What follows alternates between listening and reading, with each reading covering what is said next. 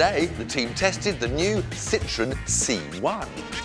The C1 is, according to Citroen, sassy and stylish, and the ideal city runaround. Prices start at just under £8,000, with a choice of 3 or 5 doors and either a 68 or 82 horsepower petrol engine.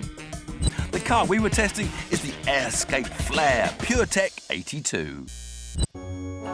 I'm not too sure about the colour, I have to say. Hang on a minute, what is that? Whilst we thought we were just coming to test the Citroen C1, all of a sudden there was a Peugeot. That's the Peugeot 108. And a Toyota.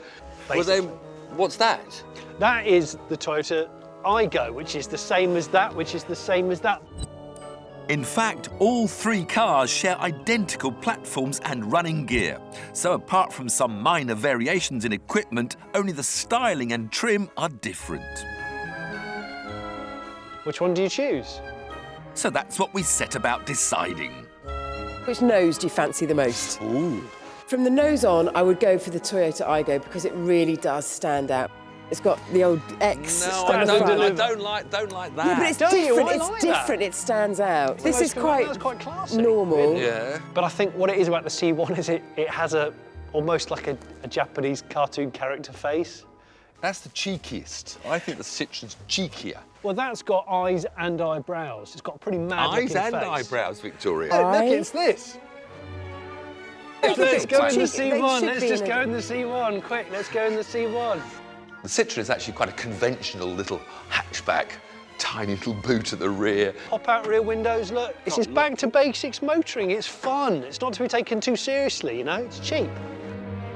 So it had this fancy roof mechanism, which would be a great thing if you had some kids in the back and they wanted to be entertained by looking skyward. Ooh, it's a proper folding canvas job. But it is £850 as an optional extra, which is a lot of money compared to the actual cost of the car. If he's driving, I'm getting in the back.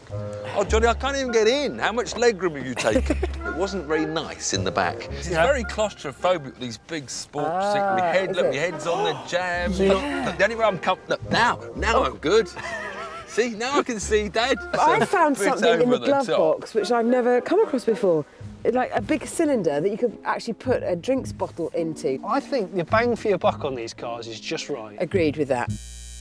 Time to take the little Citroen for a spin. I just want to point out these lovely little window openings that you like so much. If I was a lot smaller, they'd be right where my head would bang, and they're not that clever. He's going on about his windows. Well, you trap your fingers. Are you still desperately trying to harm yourself in the back of that car?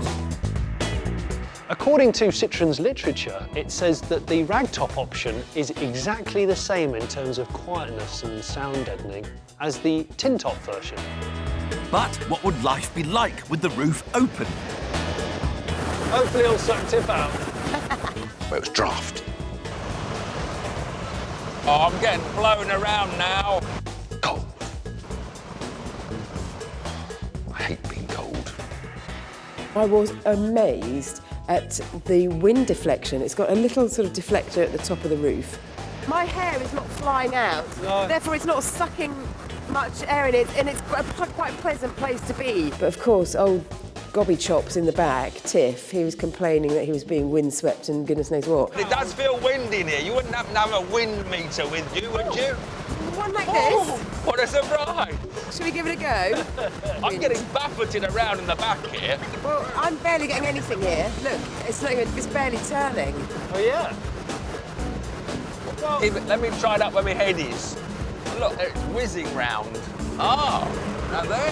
What does that read now? This is all scientific. Well, 1.40. So anyway, we have established it's windy just here, where my You've little got the forehead. windiest If I was a place. small little, I wouldn't notice it. No. So the Citroen C1 has quirky looks and is great value, though the optional folding sunroof adds quite a bit to the price tag. How would it score?